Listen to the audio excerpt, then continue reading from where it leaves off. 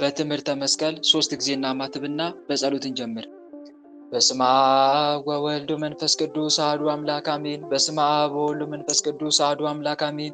በስመ አብ ወወልድ ወመንፈስ ቅዱስ አሐዱ አምላክ። ቅዱስ እግዚአብሔር፣ ቅዱስ ኃያል፣ ቅዱስ ሕያው፣ ቅዱስ ኤልሻዳይ፣ ቅዱስ አዶናይ፣ ቅዱስ ጸባኦት፣ ቅዱስ ያህዌ፣ ቅዱስ ኢየሱስ፣ ቅዱስ ክርስቶስ፣ ቅዱስ አማኑኤል፣ አቤቱ ሰማይና ምድርን የፈጠርክ ጌታ የሚታየውን የማይታየውን ዓለም የመሰረት ቅድመ ዓለም የነበርክ አሁንም ያለ ዓለምንም አሳልፈ የምትኖር የዓለም አዳኝ የዓለም መድኃኒት መድኃኔዓለም ኢየሱስ ክርስቶስ ሆይ እንደ ኃጢአታችን እንደ በደላችን ብዛት ሳትመለከተን እንደ ምሕረትህ እንደ ቸርነት ብዛት ተመልክተ መርሐ ግብራችንን በሰላም ያስጀመርከን ፈጣሪያችን ልዑል እግዚአብሔር ሆይ ቀኑን በሙሉ ባርከ ቀድሰ ሰላም አውለህ ለዚህ ሰዓት ያደረስከን በዚህ ሰዓት የሚያሰባሰብከን እናመሰግናለን። ምስጋና ይሁን ለአብ፣ ምስጋና ይሁን ለወልድ፣ ምስጋና ይሁን ለመንፈስ ቅዱስ ዛሬም ዘወትርም ለዘላለሙ አሜን። ምስጋና ይሁን ለአብ፣ ምስጋና ይሁን ለወልድ፣ ምስጋና ይሁን ለመንፈስ ቅዱስ ዛሬም ዘወትርም ለዘላለሙ አሜን። ምስጋና ይሁን ለአብ፣ ምስጋና ይሁን ለወልድ፣ ምስጋና ይሁን ለመንፈስ ቅዱስ ዛሬም ዘወትርም ለዘላለሙ አሜን። አቤቱ አምላካችንና መድኃኒታችን ፈጣሪያችን ልዑል እግዚአብሔር ሆይ እንደ ኃጢአታችን እንደ በደላችን ብዛት ሳትመለከተን እንደ ምሕረትህ እንደ ቸርነት ብዛት ተመልክተ ለዚህ ያደረስከን በዚህ ሰዓትም ያሰባሰብከን እንዲሁም እንደ ምሕረትህ እንደ ቸርነት ብዛት ስለ ተወዳጅ እናትህ ስለ መብርሃን ስለ ሁሉ ቅዱሳንም ጸሎትና ምልጃ ብለህ ቀሪውን ጊዜያችን እንድትባርክልን ከርኩሳን መናፍስት ከዲያብሎስ ፈተናም እንድጠብቀን ኃይለ አጋንንት እንድታደርግልን ቅዱስ መንፈስንም እንድታሳድርብን እኛ ኃጢአተኞችና በደለኞች ባሪያዎች በኃጢአታችን በበደላችን ብዛት ቅዱሱ ገናናው ስምን መጥራት ባይገባንም እንደ ምሕረትህ እንደ ቸርነት ብዛት እንዲያልን ወደ አንተ እንማጸናለን። አባታችን ሆይ በሰማያት የምትኖር ስምህ ይቀደስ፣ መንግሥትህ ትምጣ፣ ፈቃድህ በሰማይ እንደሆነች እንዲሁም በምድር ትሁን። የዕለት እንጀራችንን ስጠን ዛሬ፣ በደላችንንም ይቅር በለን እኛም የበደሉንን ይቅር እንደምንል። አቤቱ ወደ ፈተና አታግባን ከክፉ ሁሉ አድነን እንጂ መንግሥት ያንተ ናትና ኃይል፣ ክብር፣ ምስጋና ለዘላለሙ አሜን። እመቤታችን ቅድስት ድንግል ማርያም ሆይ በመልአኩ ቅዱስ ገብርኤል ሰላምታ ሰላም እንልሻለን። በሐሳብሽ ድንግል ነሽ፣ በሥጋሽም ድንግል ነሽ። የአሸናፊ የልዑል እግዚአብሔር እናት ሆይ ሰላምታ ላንቺ ይገባሻል። ከሴቶች ሁሉ ተለይተሽ አንቺ የተባረክሽ ነሽ፣ የማኅፀንሽም ፍሬ የተባረከ ነው። ጸጋን የተመላሽ ድንግል ሆይ ደስ ይበልሽ። ጸጋን የተመላሽ መመኪያችን ሆይ ደስ ይበልሽ። ጸጋን የተመላሽ አማላጃችን ሆይ ደስ ይበልሽ። ልዑል እግዚአብሔር ከአንቺ ጋር ነውና ከተወደደው ልጅሽ ከጌታችን ከመድኃኒታችን ከኢየሱስ ክርስቶስ ዘንድ ይቅርታንና ምሕረትን ለምኝልን ኃጢአታችንንም ያስተሰርይልን ዘንድ ለዘላለሙ አሜን። በስመ አብ ወወልድ ወመንፈስ ቅዱስ አሐዱ አምላክ አሜን። ቅዱስ እግዚአብሔር፣ ቅዱስ ኃያል፣ ቅዱስ ሕያው፣ ቅዱስ ኤልሻዳይ፣ ቅዱስ አዶናይ፣ ቅዱስ ጸባኦት፣ ቅዱስ ያህዌ፣ ቅዱስ ኢየሱስ፣ ቅዱስ ክርስቶስ፣ ቅዱስ አማኑኤል፣ ክርስቶስ ተንሥአ እሙታን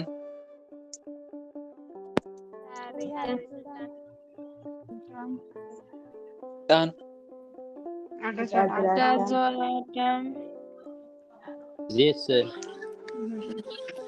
ፍስሐ ወሰላም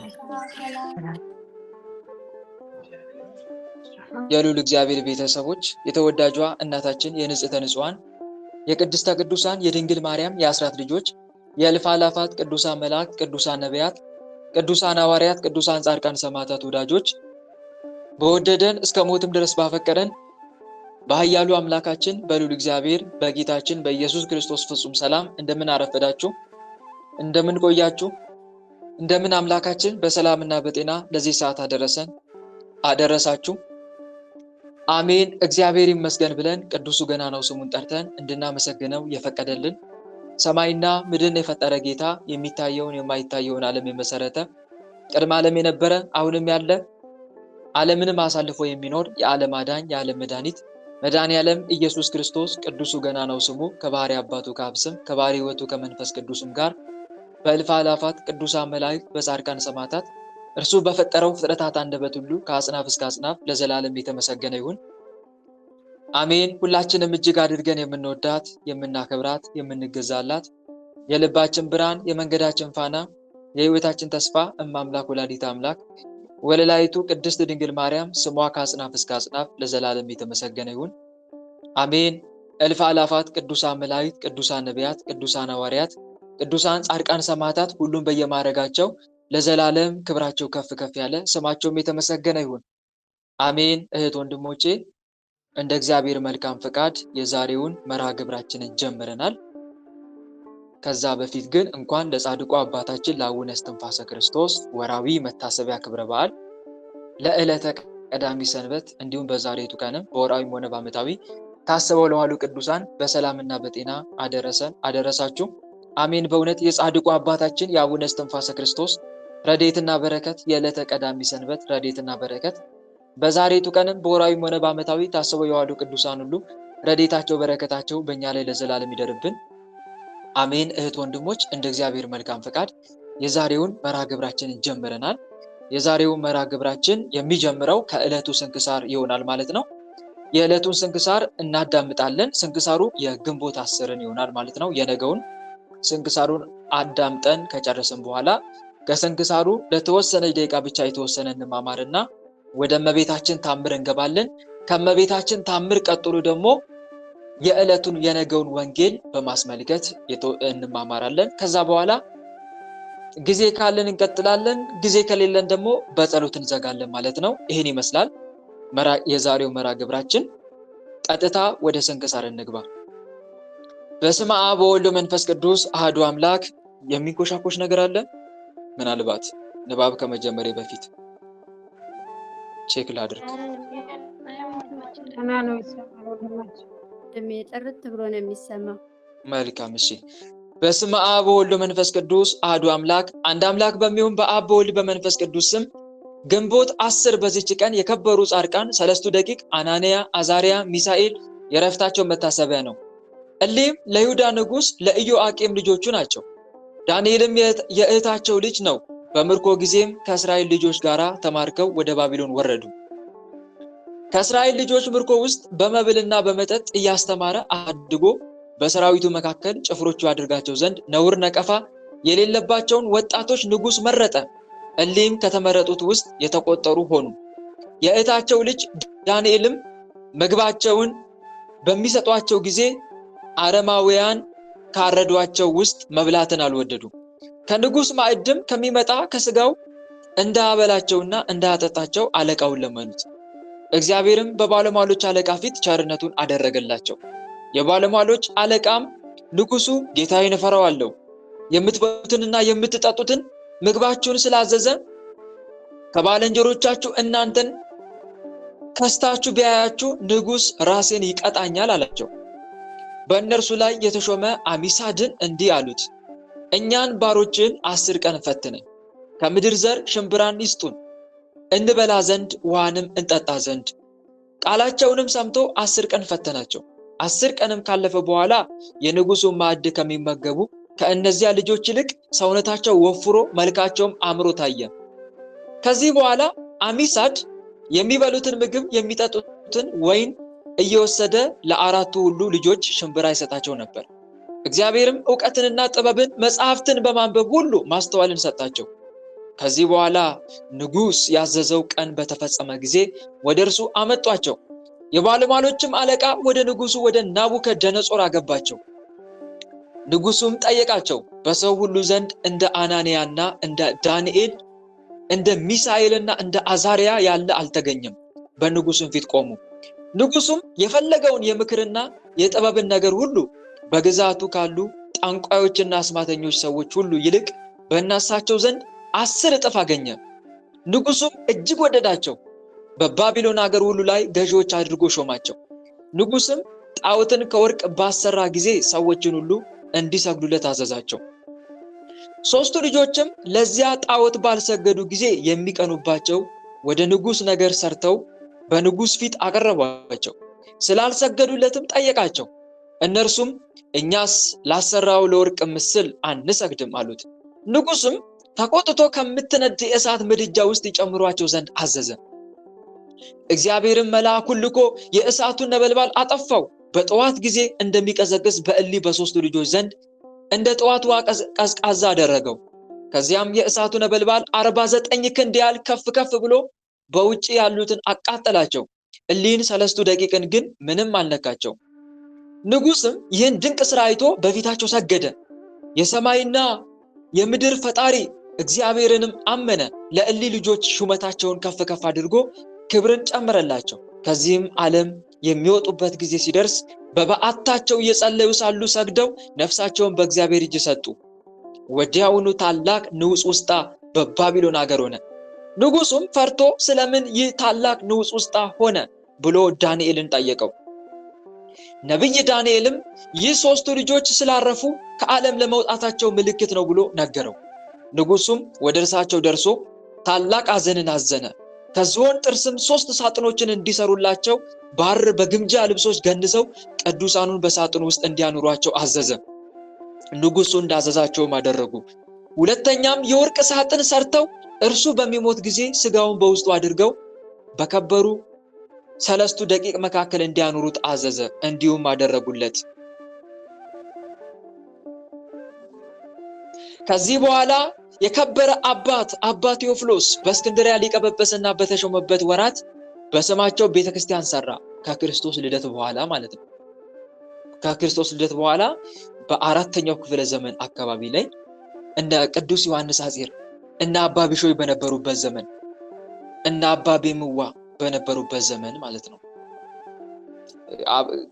የእስክንድርያ ሊቀ ጳጳስ ቴዎፍሎስ የተነሳው በዛ ጊዜ ነው። በተሾመበት ወራት በስማቸው ቤተክርስቲያን ሰራ። ስጋቸውን ወደዚያች ቤተክርስቲያን ሊያመጣ ወዶ ስጋቸውን እንዲያመጣለት አባ ዮሐንስ ሐጺርን ወደ እርሳቸው ሀገረ ባቢሎን ላከው። ወደ ባቢሎን ሀገርን በደረሰ ጊዜ ወንዞቿን አየ። በውስጧ ከቶ ሰው አልነበረም። የወርቁ ምስልም በዚያ አለ። አይገርምም? እስከ ቅዱስ ዮሐንስ ሐጺር ድረስ የወርቁ ምስል በዛ ጊዜ ነበረ። ናቡከደነጾር ያሰራው የወርቅ ምስል ይገርማል። ከእግዚአብሔር የታዘዘ መልአክም የቅዱሳን ስጋ ወዳለበት አደረሰው። የንጉሱም ስጋ በመካከላቸው ነበረ። ናቡከደነጾር ስጋቸው ባለበትም ቦታ ሰገደ። እንዲህም ብሎ በማልቀስ ጸለየ። የከበራችሁ አባቶቼ ሆይ፣ የከበረ አባት ሊቀ ጳጳሳት አባ ቴዎፍሎስ በስማችሁ ቤተክርስቲያን ሰርቶ ስጋችሁን በውስጧ ሊያኖር እኔን ልኮኛልና ከኔ ጋር ትሄዱ ዘንድ ፈቃዳችሁን ይሁን። ምን መንፈሳዊ ፊልም ላይ ነው እስቲ ያያችሁት? ንገሩኝ። የትኛው መንፈሳዊ ፊልም ላይ ነው ይህን ታሪክ ያያችሁት? አይሰማም ድምጼ? ድምጼ አይሰማም እንዴ? ቃልዎት ያሰማልን። ቅዱስ ዮሐንስ ሐጺር ቃልዎት ያሰማልን። ታለም እዛ ላይ ታገኛላችሁ። በዚያን ጊዜ እንዲህ የሚል ቃል ከስጋቸው ወጣ። ለሃይማኖት አባት ለአባ ቴዎፍሎስ እንዲህ በለው፣ የድካምን ዋጋ እግዚአብሔር ይስጥ። ነገር ግን እኛን እስከ ፍርድ ቀን ድረስ ስጋዎቻችን ከንጉሱ ስጋ እንዳይለዩ እግዚአብሔር ስላዘዘን ከዚህ አንወጣም፣ ድካሙንም ከንቱ አናደርግም። ቤተክርስቲያኒቱ በምትከበርበት ዕለት በሌሊት መብራቶችን ይሰቅሉ ዘንድ እንዲያዝ፣ በውስጣቸውም ዘይትና ፈትል እንዲያደርጉ በእሳት ግን አይለኩሷቸው። እኛም ከዚያ ደርሰን በእኛ የእግዚአብሔር ኃይል በዚያ ይገለጣል ብለ ንገረው አሉት።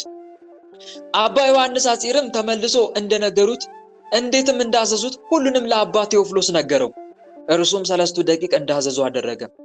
በዚህም በግንቦት ወር በ10 ቀን ቤተክርስቲያኒቱ በምትከበርበት ሌሊት የከበሩ 3 ደቂቅ ተገለጡ። ያለ እሳት መብራቶችን አበሩ። ሊቀ ጳጳሳቱና ለዚህ ጸጋ የታደሉ ሁሉ በቤተክርስቲያኒቱ እርከን ላይ ሲዞሩ 3 ደቂቅን አዩአቸው። በየአይነቱ በሆነ ደዌ የታመሙ ብዙ በሽተኞችም ከቅዱሳን 3 ደቂቅ መገለጥ የተነሳ ያን ጊዜ ተፈወሱ። ለእግዚአብሔር ምስጋና ይሁን። እኛንም በጸሎታቸው ይማረን፣ በረከታቸውም ትድረሰን ለዘላለሙ አሜን። የቅዱስ ዮሐንስ ሐጺርን መንፈሳዊ ፊልም ተመልከቱ። እዛ ላይ ታያላችሁ። ሰላም እብል ለ3 ደቂቅ ዘተላአሉ ዘቅዳሴ ቤቶሙ ኮነ ለቴዎፍሎስ በመዋዕሉ ለሐጺር ዮሐንስ በከመ አዘዝዎ እሉ ሀበ ቀናዲል እንበለ አብሮ ተሰቅሉ ለዋካ በአቶሙ ዮም ተክእወ ጸዳሉ። በዚህችም ቀን አብርሃም ጸራቢ በሰማዕትነት አረፈ። ይህም ቅዱስ የሰማዕት ቴዎድሮስ ገዳም ተብላ ከምትጠራ ከመርቄያስ ሀገር ሰዎች ነው። ወላጅ እናቱም የክብር ባለቤት የሆነ የክርስቶስን ሃይማኖት እንዲማር ለመምህር ሰጠችው። ጌታችንም አይነ ልቦናውን ገልጦለት ትምህርቱን ሁሉ የቤተ ክርስቲያንን ሕግ ተማረ። ከዚህም በኋላ መጾም መጸለይና መስገድ ጀመረ። 9 ዓመትም በሆነው ጊዜ ከድንጋይ የሚሰራ የውሃ መይጃ መጥረብን ተማረ። በዚህም ብዙ ገንዘብ አከማቸ። ለድሆችና ለጦም አዳሪዎች የሚመጸውት ሆነ። በአንዲት ዕለትም በሌሊት ሲጸልይ የዚችን ዓለምና በውስጧ ያለው ሁሉ ኃላፊ መሆኑን አሰበ። የክብር ባለቤት በሆነ በክርስቶስ ምስክር ሆኖ መሞትን ወደደ። በዚያንም ጊዜ የእግዚአብሔር መልአክ ተገለጠለት፣ ሰላምታም ሰጥቶት ጽና፣ አትፍራ፣ አንተ ጠላቶችን ድል አድርገህ የሰማዕትነትን አክሊል ትቀበላለህና አለው። ጠላቶችን ድል አድርገህ። እነኚህ ጠላቶች እነማን ናቸው? እነ ዲዮቅልጥያኖስ ናቸው ወይስ ከዲዮቅልጥያኖስ በስተጀርባ ያለው ዲያብሎስ? ከዚህም በኋላ የክርስትና ጥምቀትን ወደ ተጠመቀባት ወደ ቅዱስ ቴዎድሮስ ቤተክርስቲያን ሄዶ በስዕሉ ፊት ቆሞ ጸለየ። በእርሱም ዘንድ ሰውነቱን አደራ አስጠበቀ። ወደ መኮንኑ ወጥቶ ክርስቲያን እንደሆነ ታመነ። ያን ጊዜም ከከባዶች እንጨቶች ጋራ የኋሊት አስረው ከረሃብና ከጽም ጋራ ከፀሐይ ውስጥ አሉት። መንፈቀ ሌሊትም በሆነ ጊዜ ጌታችን ተገለጠለት፣ ሰላምታም ሰጠው። ስሙን ለሚጠራና መታሰቢያውን ለሚያደርግም ቃል ኪዳን ሰጠው። ከዚህ በኋላም መኮንኑ ራሱን እንዲቆርጡት አዘዘ። በቆረጡትም ጊዜ ራሱ እኔ ክርስቲያን ነኝ እያለች 3 ጊዜ በተራራው ላይ በረረች። ራሱ 50 ምዕራፍ ያህል ሜዳ ከባህር ወደቀች። ከዚህም በኋላ ሆዱን ሰንጥቀው ባሩድና ሙጫ ዘይትን መልተው ከእሳት ውስጥ አሉት። እሳቱ ግን ምንም አልነካውም። ከዚህም በኋላ በየጥቂቱ ከትፈው በእንቅብ አድርገው ከባህር ውስጥ አሉት። በእግዚአብሔርም ፈቃድ ከራሱ ጋር አንድ ሆኖ እንደ ቀድሞ እስና በሚባል ሀገር በባህሩ ወደብ ታየ። ምዕመናንም ወስደው በታላቅ ክብር ቀበሩት። ለእግዚአብሔር ምስጋና ይሁን። እኛንም በዚህ ሰማዕት ጸሎት ይማረን፣ በረከቱም ከኛ ጋር ትኑር ለዘላለሙ አሜን። ሰላም እብል ለትምህርት ድማሁ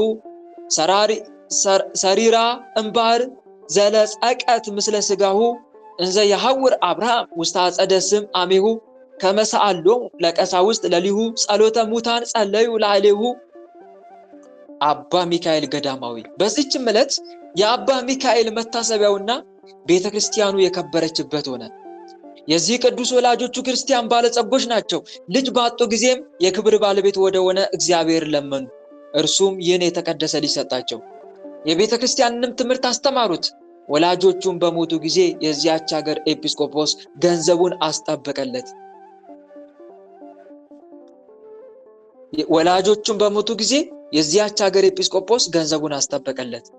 12 ዓመትም ሲሆነው የዚህን ዓለም ኃላፊነት አስቦ ወደ አባ ይስሐቅ ገዳም ሄዶ የምንኩስና ልብስ እንዲያለብሰው ፈለገ። እርሱም ከፈተነውና ብርታቱን ካየ በኋላ አለበሰው። የእግዚአብሔርም ጸጋ አደረበት። የፊቱ መልክ ተለውጦ እንደ ደረቅ እንጨት እስኪሆን በጾምና በጸሎት ሰውነቱን አስጨነቀ። በአንዲት ዕለትም አባቱ አባ ይስሐቅ ወደ አባ ሚካኤል በዓት ሄደ። መልኩ እንደ ሞተ ሰው ሆኖ አይቶት አለቀሰ። በአንዲትም ዕለት አባቱ አባ ይስሐቅ ወደ አባ ሚካኤል በዓት ሄደ። መልኩ እንደ ሞተ ሰው ሆኖ አይቶት አለቀሰ። ልጄ ሆይ እንዴት እንዲህ ሥጋ ተጎዳ አለው። እርሱም አባቴ ሆይ አታልቅስ፣ እግዚአብሔር አልተወኝምና ለመቆምም ኃይሌ አልደከመምና፣ ነገር ግን በሕልሜ ያየሁትን ልንገር።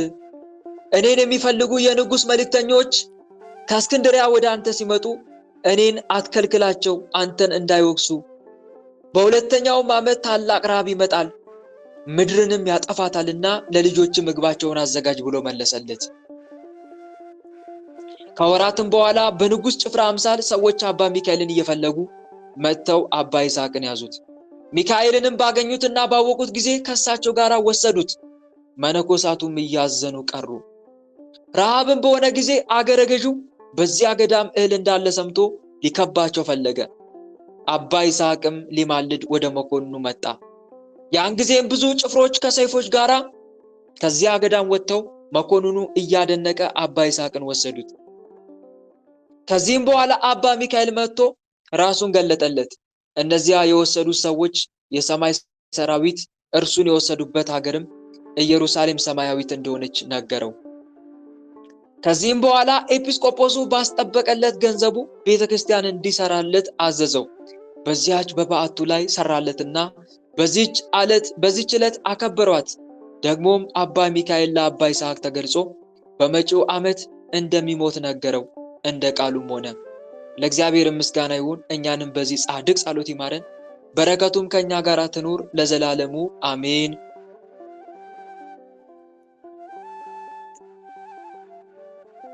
ሰላም ለአባ ሚካኤል እምነ መምህሩ ዘአፍለሶ እንተነስእዎ መላእክት ሶበ ንጉሶም ወሐሰሶ ወበተመይጦቱ ዳሃሪ መንገላጉ ጋይሶ ዜነወ ወአይደአ ዘከመ ይሄድፍ ነፍሶ እግዚአብሔር ውስተ ዛን ወመርሶ። በዚህችም ቀን ከአባ ኖብ ጋራ 358 ነፍስ በሰማዕትነት ሞቱ። የፓትርያርክ አባ ዮሐንስን መታሰቢያው ነው። በረከታቸውም ከኛ ጋር ለዘላለም ትኑር አሜን። ሰላም እብል ዮሐንስ ፓትርያርክ ዘጻመ ወነጋ ወዘተጋደለ ሰርከ እንዘ ይብል ሰሚኦ ቃለ መጽሐፍ ብሩከ አመ ጊዜ ነግ ዝራ ዘራይከ ወበምሴት ኢትህድግ ዴዴከ። ግንቦት 10 ቀን የሚከበሩ ዓመታዊ የቅዱሳን በዓላት፣ አንደኛ ሰለስቱ ደቂቅ ቅዱሳን አናንያ፣ አዛሪያ፣ ሚሳኤል ወይም ደግሞ ሲድራቅ፣ ሚሳቅና አብድናጎም ንጉሱ ያወጣላቸው ስም። ሁለተኛ ቅዱስ አብርሃም ጸራቢ ሰማዕት። ሶስተኛ አባ ሚካኤል ገዳማዊ። አራተኛ አባ ይስሐቅ ግብፃዊ። ወር በገባ በ10 የሚከበሩ ወራዊ የቅዱሳን በዓላት፣ አንደኛ ቅዱስ ናትናኤል ሐዋርያ ቀነናዊ ስምዖን ይባላል ሌላኛው ስሙ፣ ከ12ቱ ሐዋርያት አንዱ ነው። ሁለተኛ ቅዱስ ኒቆላዎስ ዘሀገረ ሜራ። ሶስተኛ ቅዱስ ቆስጠንጢኖስ ጻድቅ ንጉስ። አራተኛ አቡነ መልክዓ ክርስቶስ። አምስተኛ ቅዱስ ያዕቆብ ሐዋርያ ወልደልፌዎስ። ስድስተኛ ቅድስት እሌኒ ንግስት። ሰባተኛ ቅዱስ ዕፀ መስቀል። ናቡከደነጾርን መልሶ መልአኩን የላከ ከአምላካቸውን በቀር ማንንም አምላክ እንዳያመልኩ ለእርሱም እንዳይሰግዱ ሰውነታቸውን አሳልፈው የሰጡትን የንጉሱንም ቃል የተላለፉትን በእርሱ የታመኑትን ባሪያዎቹን ያዳነ የሲድራቅና የሚሳቅ የአብድናጎም አምላክ ይባረክ አለ። ትንቢተ ዳንኤል ምዕራፍ 3 ቁጥር 28። ጌታ ሆይ ከብልጽግናቸው ብዛት የተነሳ ብዙ መባ ካገቡት ይልቅ የዳይቱን አነስተኛ መባ እንደተቀበለ ለሁል ጊዜ የሚያገለግሉ አእላፍ መላእክትን እያሳሰብን በችግራችን ጊዜ የምናቀርብልን ምስጋና ተቀበል።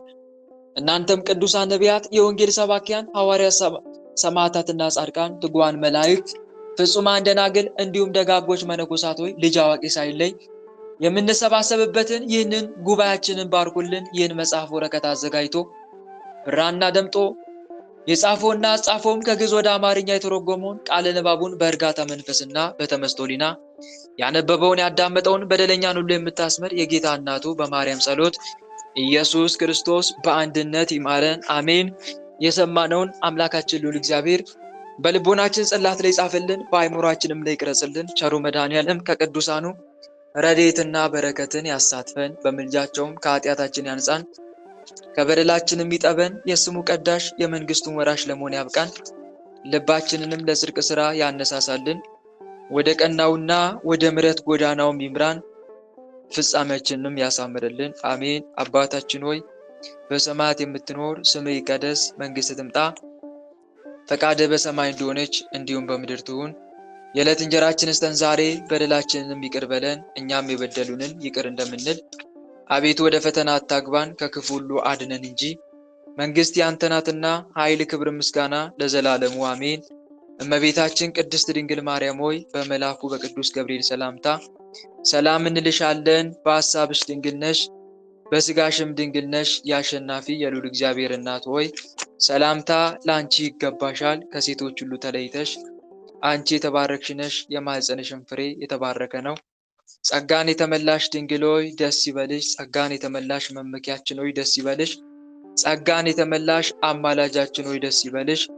ልዑል እግዚአብሔር ከአንቺ ጋር ነውና ከተወደደው ልጅሽ ከጌታችን ከመድኃኒታችን ከኢየሱስ ክርስቶስ ዘንድ ይቅርታንና ምሕረትን ለምኝልን ኃጢአታችንም ያስተሰርይልን ዘንድ ለዘላለሙ አሜን። እህት ወንድሞቼ የዕለቱን ስንክሳር አዳምጠን ተመልሰናል። አሁን ቀጥታ የምንገባው ከዕለቱ ስንክሳር ምን እንደተማማርን የምንመለከት ይሆናል ማለት ነው። እንግዲህ ቅድም እንደሰማችሁት ትንሽ በዛ ይላል ስንክሳሩ። አለፍ እያልን ሙሉን ዲፕሊ ማየት ባንችልም ነገር ግን አለፍ እያልን ለሕይወታችን እጅግ የሚጠቅመውን ከቅዱሳኑ በተለይ ምን እንደተማማርን የተወሰኑትን እንመለከታለን ማለት ነው። ከዛ በኋላ ወደ እመቤታችን ታምር እንገባለን። እህት ወንድሞች ቅድም ስንክሳሩ ላይ እንደሰማችሁት ግንቦት 10 ቀን ታስበው ከሚሉ ቅዱሳን መካከል ሰለስቱ ደቂቅ ይገኙበታል። እነኚህ ሰለስቱ ደቂቅ ስማቸው አናንያ፣ አዛሪያ፣ ሚሳኤል ይባላሉ። አናንያ፣ አዛሪያ፣ ሚሳኤል ይሄ ጥንት ስማቸው ነው። የመጀመሪያው ቀዳማዊ ስማቸው ነው። ግን ንጉሡ ናቡከደነጾር ከወሰዳቸው በኋላ በራሱ ስም ጠርቷቸዋል። በጣዖቱ ስም፣ በአረማውያን ሕግ በጣዖቱ ስም ሰይሟቸዋል። ሲድራቅ፣ ሚሳቅ፣ አብድናጎም ብሎ ማለት ነው። እነኚህ ሰለስቱ ደቂቅ ከነቢዩ ዳንኤል ጋር አብረው የነበሩ ቅዱሳን ነበሩ። በነገራችን ላይ እንዴት ወደ ናቡከደነጾር ወይም ወደ ባቢሎን ሀገር ሊሰደዱ ይቻሉ ከተባለ በነቢዩ በኤርምያስ ትንቢት መሰረት እስራኤላውያን ወዴት ተሰደው ነበረ? ወደ ባቢሎን ሀገር ምርኮኞች ሆነው ነበረ። አይሁዳውያን፣ በተለይ አይሁዳውያን ማለት ነው። ወዴት? ወደ ባቢሎን ተሰደው ነበረ።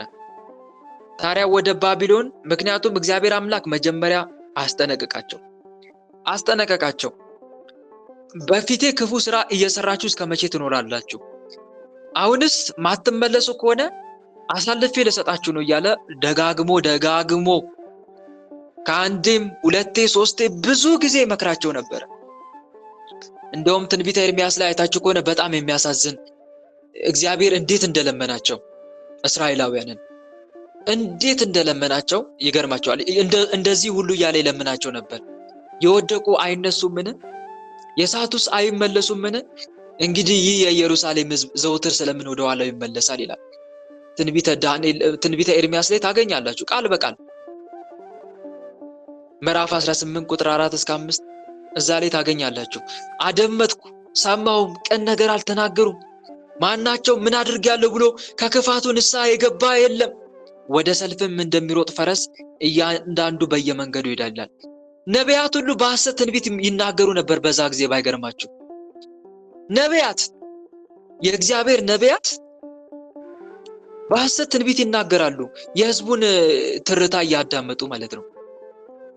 ነቢያት በሐሰትን እንደውም እዛው ራሱ ትንቢተ ኤርምያስ ላይ ስታዩ ምዕራፍ 5 ቁጥር 30 ላይ ስትመለከቱ የምታስደነግጥ ነገር በምድር ላይ ሆናለች። ነቢያት በሐሰት ትንቢት ይናገራሉ፣ ካህናትም በእነዚህ እጅ ይገዛሉ፣ ሕዝቤም እንደዚህ ያለውን ያደምጣሉ። በፍጻሜውስ ምን ታደርጋላችሁ እያለ እግዚአብሔር ይገስጻቸው ነበረ እና በጣም እጅግ በቃ እግዚአብሔርን አስቸግረው ነበረ እስራኤላውያን። አይሁዳውያን እግዚአብሔርን በጣም አስቸግረውት ነበር። ታዲያ መጨረሻቸው ምን ሆነ? ምርኮኝነት ሆነ። ለምርኮኝነት አሳልፎ ሰጣቸው እግዚአብሔር አምላክ። እግዚአብሔር ከአንዴም ሁለቴ ይናገራል። አልመለስ ካልን አሳልፎ ይሰጠናል፣ ለጠላቶቻችን አሳልፎ ይሰጠናል። ለዛ እኮ ነው በነገራችን ላይ መናፍስትም የሰለጠኑብን፣ አጋንንትም ሰልጥነውብን ዛሬ የትዳር ዕድላችን የሚዘጉብን፣ የሥራ ዕድላችን የሚዘጉብን፣ ህይወታችንን የቀን ጨለማ የሚያደርጉብን። ለምን እንደው ታውቃላችሁ? ፊታችንን መጀመሪያ ከእግዚአብሔር ስላዞርን እኮ ነው። መጀመሪያ ይመክረናል፣ በካህናት አድሮ በቅዱሳት መጽሐፍት አድሮ ይመክረናል። በወላጆቻችን ይነግረናል፣ በጓደኞቻችን ይመክረናል፣ በመምህራን ይመክረናል። እምቢየው ካልን አሳልፎ ይሰጠናል። ከዛ ጌቶች ያልሆኑት ይገዙናል ማለት ነው። ጌቶች ያልሆኑት እነማን ናቸው?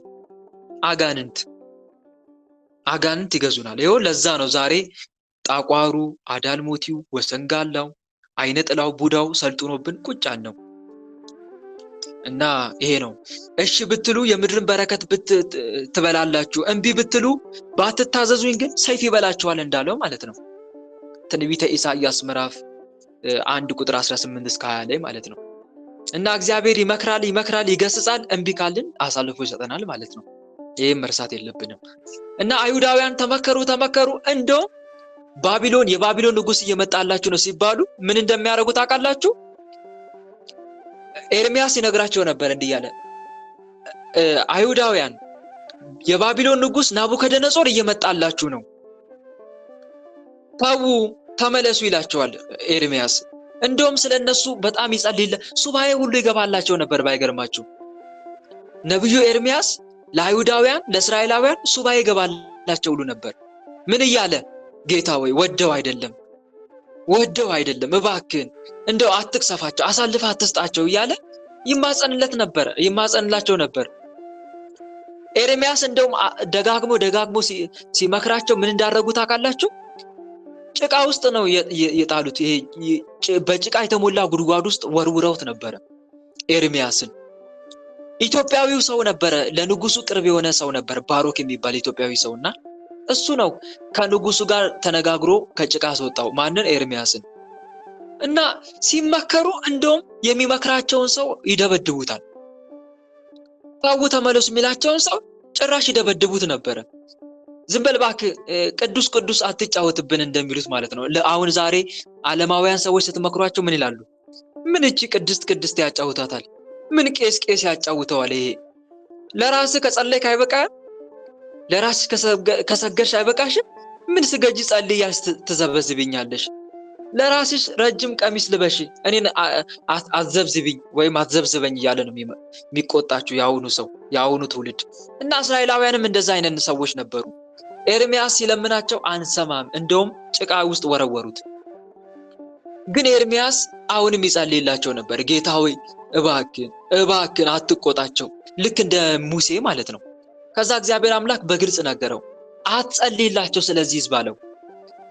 አልምራቸውምና አትማልድላቸው፣ ወደኔ አትጩ፣ ማርልኝ እያልክ ወደኔ አታልቅስብኝ አለው እግዚአብሔር አምላክ። ማንን? ኤርሚያስን። አሁን እሺ ማን ነው የሚያድናቸው? ኤርሚያስን አልሰማህም አለው እግዚአብሔር አምላክ። በቃ አትጸልይልኝ፣ እነኚህ ሰዎች ለንስሐ የሚሆን ልብ ስለሌላቸው እኔን እየመጣ ማርልኝ አትበለኝ፣ አልምራቸውም ከእንግዲህ አለ። ወየው! ማን ነው የሚምራቸው? እሺ ማን ነው የሚያድናቸው?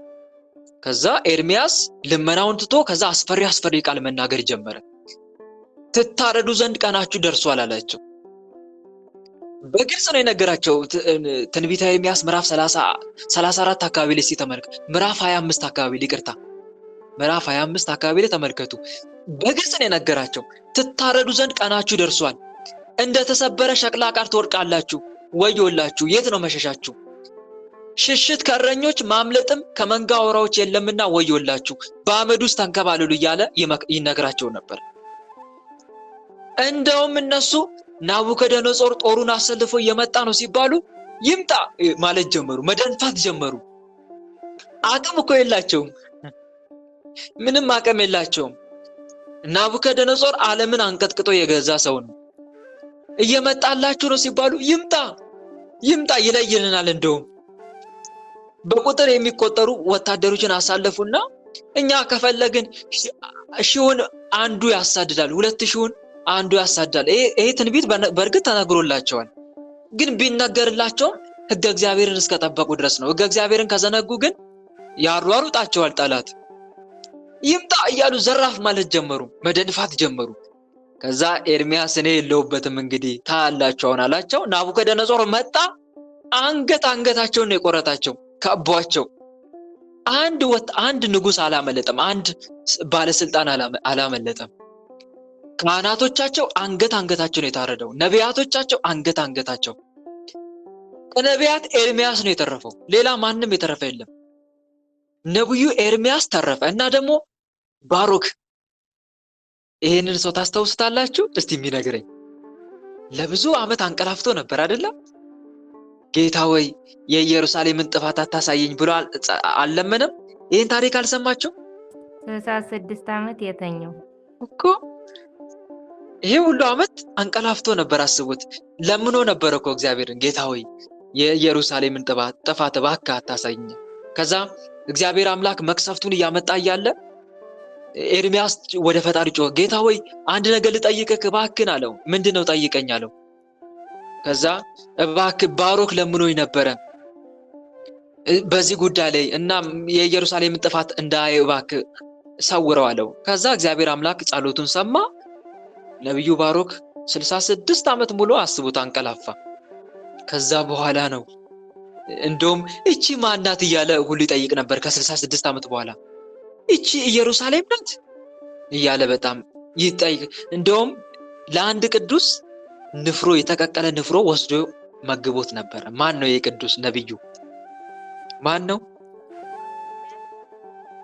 እንደውም በራስ ጸጉሩ ተሸክሞ ቅዱስ ሚካኤል ወስዶት። አታስታውሱም? ለማን ነበረ ምግብ ይዞለት ሄደው? ለዳንኤል ለዕንባቆም ትክክል። ዕንባቆም ለነብዩ ዳንኤል። ይሄ እኮ አርጋኖን ላይ እኮ ተጽፏል። አርጋኖን ስንጸልይ እኮ የምናገኘው ነው። እና አስቡት በተዘጋ ቤት ውስጥ ገብቶ እንደውም አርጋኖን ሐሙስ ላይ ይናገራል። አርጋኖን ሐሙስ ላይ ነው አይደል? ባልሳሳት አርጋኖን ሐሙስ ላይ አርጋኖን ቅዳሜ ላይ ነው። ቅዳሜ ምዕራፍ 3 ላይ እና አስቡት። ስለዚህ እዛ ጋር በግልጽ ተጽፏል ነብዩ ዕንባቆም እንደሄደ ማለት ነው። ስለዚህ ነብዩ ዕንባቆምን የኢየሩሳሌም ጥፋት እንዳያሳየው ከልክሎት ነበር። አንድም ደግሞ ለኤርሚያስ በጎ ውለታ ውሎለታል። በጎ ውለታ ውሎለታል። ምክንያቱም ከጭቃ ውስጥ ያስወጣው እሱ ነው፣ ከንጉሱ ጋር ተነጋግሮ ባሮክ ማለት ነው። ለዛም ነው ኤርሚያስ እንዲህ አይነት ውለታ ይዋለለት ከእግዚአብሔር በጸሎት ጠይቆ የኢየሩሳሌምን ጥፋት እንዳያየው የሰወረው ማለት ነው። እና አስቡት ይሄ ሁሉ ነገር ይደረግ ነበር። በአጭሩ እስራኤላውያን ግን የኢየሩሳሌም ሰዎች አይሁዳውያን በአጠቃላይ ከስህተታቸው አልተማሩም። አረተውን ትዕቢታችሁ ይብቃችሁ፣ ትዕቢታችሁን በልክ አድርጉ ሲባሉ በጉልበታቸው ነው የሚመኩት። የለም እኛ አንዱ አንድ ሺውን ያሳድዳል፣ ይምጡ ከፈለ ማንኛውም ጠላት ይምጣ፣ ምድራዊ ኃይል አያስቆመንም እያሉ ይደነፉ ነበር። የዚህን ሰዓት ናቡከደነጾር መጣ። የናቡከደነጾር ጦር ደግሞ ኃያል ነው፣ ማንም አይቋቋመውም። አንገታቸውን አላቸው። የቀረውን ሕዝብ ደግሞ እንደ በግ ነው እየነዳው ይዟቸው ሄደው በብረት ዘንግ አናታቸውን እየቀጠቀጣቸው ነው ወደ ባቢሎን ሀገር የወሰዳቸው። ሲወስድ ታዲያ እንዳለ የእግዚአብሔርንም መስዋዕት ማቅረቢያ ዕቃዎችን በሙሉ የቤተ መቅደሱን ንዋየ ቅድሳት እንዳለ በሙሉ ነው ዘርፎ ሄደው ናቡከደነጾር ማለት። ይሄ የእግዚአብሔር ፈቃድ ስለሆነ ነው። አያችሁ አይደል? ለእግዚአብሔር ሳንታዘዝ ስንቀር ለጠላቶቻችን አሳልፎ ይሰጣል። ግን ምሳሌ ያለው እኮ በነገራችን ላይ እስራኤላውያን ወደ ባቢሎን መሰደዳቸው የአዳም ዘር ወዴት መውረዱ ነው? ንገሩኝ። ወዴት መውረዱ ነው? ወደ